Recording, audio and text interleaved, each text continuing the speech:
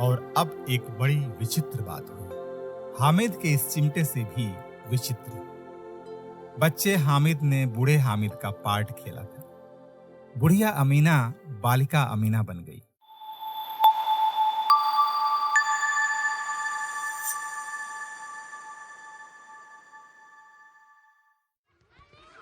टॉकमेट academy classics series की मासूम कहानियों में आज सुनिए प्रेमचंद की कहानी ईदगाह। इस एपिसोड में सुनेंगे कहानी का 5वां और आखिरी भाग।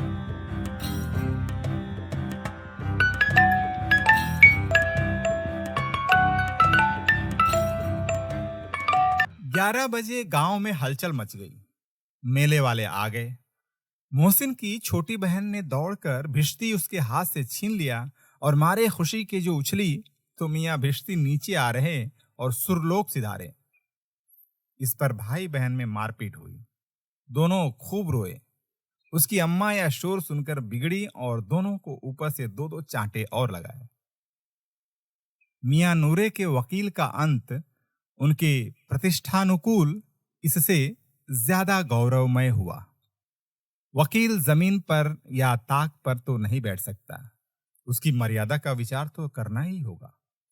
दीवार में 2 खूंटियां गाड़ी गईं।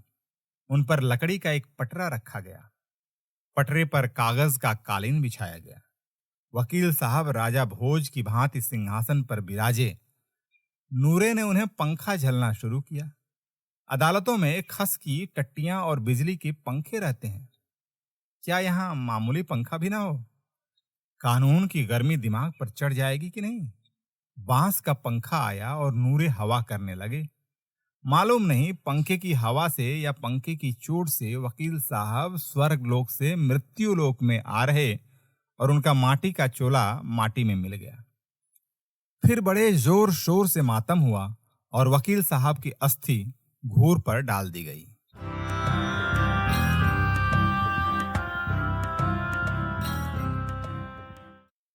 अब रहा महमूद का सिपाही। उसे चटपट गांव का पहरा देने का चार्ज मिल गया। लेकिन पुलिस का सिपाही कोई साधारण व्यक्ति तो नहीं जो अपने पैरों पर चले। वह पालकी पर चलेगा। एक टोकरी आई। उसमें कुछ लाल रंग के फटे पुराने चिथड़े बिछाए गए जिसमें सिपाही साहब आराम से लेटे। नूरे ने यह टोकरी उठाई और अपने द्वार पर चक्कर लगाने लगे। उनके दोनों छोटे भाई सिपाही की तरफ से छोने वाले जागते लहो पुकारते चलते थे। मगर रात तो अंधेरी होनी चाहिए। महमूद को ठोकर लग जाती है। टोकरी उसके हाथ से छूटकर गिर पड़ती है और मियां सिपाही अपनी बंदूक लिए जमीन पर आ जाते हैं। उनकी एक टांग में खराबी आ जाती है। महमूद को आज ज्ञात हुआ कि वह अच्छा डॉक्टर है। उसको ऐसा मरहम मिल गया है जिससे वह टूटी टांग को आनन फानन जोड़ सकता है। केवल गुलर का दूध चाहिए। गुलर का दूध आता है। टांग जोड़ दी जाती है। लेकिन सिपाही ज्यों ही खड़ा किया जाता है, टांग जवाब दे देती है। शल्य क्रिया असफल हुई। तब उसकी दूसरी टांग भी तोड़ दी जाती है।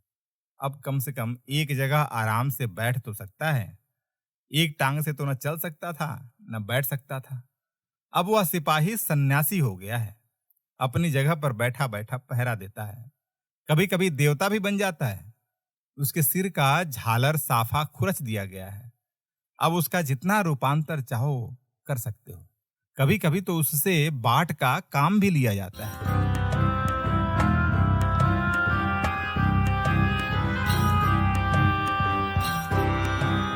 अब मियां हामिद का हाल सुनिए। अमीना उसकी आवाज सुनते ही दौड़ी और उसे गोद में उठाकर प्यार करने लगी।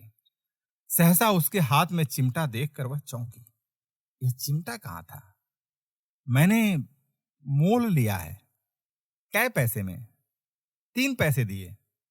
अमीना ने छाती पीट ली। यह कैसा बेसमझ लड़का है कि दोपहर हुआ, कुछ खाया न पिया, लाया क्या? चिमटा। सारे मेले में तुझे और कोई चीज नहीं मिली जो यह लोहे का चिमटा उठा लाया? हामिद ने अपराधी भाव से कहा, तुम्हारी उंगलियां तवे से जल जाती थीं, इसलिए मैंने उसे लिया।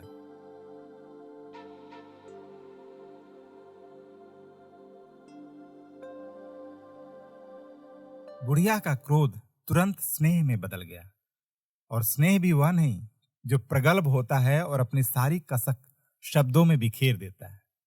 वह मूक स्नेह था, खूब ठोस रस और स्वाद से भरा हुआ। बच्चे में कितना त्याग, कितना सद्भाव, कितना विवेक है। दूसरों को खिलौने लेते और मिठाई खाते देखकर इसका मन कितना ललचाया होगा। इतना जब्त इससे हुआ कैसे? वहां भी इसे अपनी बुढ़िया दादी की याद बनी रही। अमीना का मन गदगद हो गया।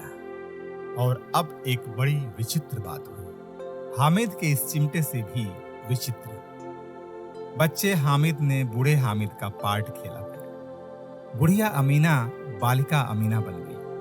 वह रोने लगी, दामन फैलाकर हामिद को दुआएं देती जाती थी और आंसू की बड़ी बड़ी बूंदें गिराती जाती थी। हामिद इसका रहस्य क्या समझता?